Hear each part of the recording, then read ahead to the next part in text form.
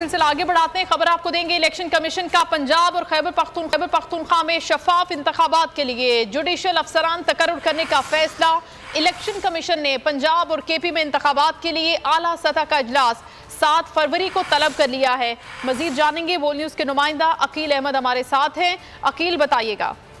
जी देखें, बिल्कुल election commission की जानिब से पंजाब और खैबर पख्तूनख्वा में जो इंतखाबात कराए जाने हैं उनकी तैयारियों के हवाले से एक आज जो है आला सतह का इजलास इलेक्शन कमीशन में हुआ, जिसके बाद ये फैसला किया गया है कि पंजाब और खैबर पख्तूनख्वा में चूंकि सियासी माहौल काफी तनाव का शिकार है, तो इससे बचने के लिए इलेक्शन कमीशन की जानिब से जो है वो जुडिशल अफसरान की तकर्रुरी की सिफारिश की गई है। इस हवाले से इलेक्शन कमीशन की जानिब से बाकायदा तौर पर रजिस्ट्रार लाहौर हाई कोर्ट और पेशावर हाई कोर्ट को खतूत भी लिख दिए गए हैं और उनसे कहा गया है कि इंतखाबात में के लिए जो है वो जुडिशल अफसरान का तकर्रुर किया जाए। इस हवाले से इलेक्शन कमीशन की जानिब से 9 फरवरी को एक आला सतह का इजलास इलेक्शन कमीशन में बुलाया गया है, जिसमें आईजी पंजाब, आईजी खैबर पख्तूनख्वा और दोनों सूबों के चीफ सेक्रेटरीज भी शिरकत करेंगे, जिसमें जो खैबर पख्तूनख्वा और पंजाब में इंतखाबात हैं इनकी जो है वो तैयारियों को हतमी शक्ल दी जाएगी। और जबकि इसी दिन इलेक्शन कमीशन पंजाब और खैबर पख्तूनख्वा में ज़राए इलेक्शन कमीशन का बताना है कि दोनों सूबों में इंतखाबात की तारीख का ऐलान किया जाएगा। इस हवाले से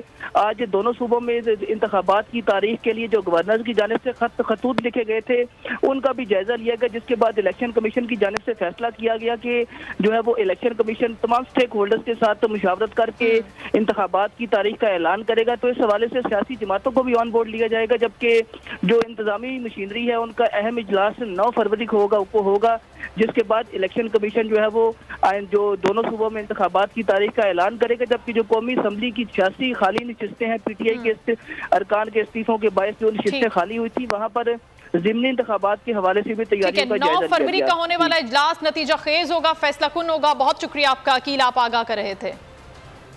और बोल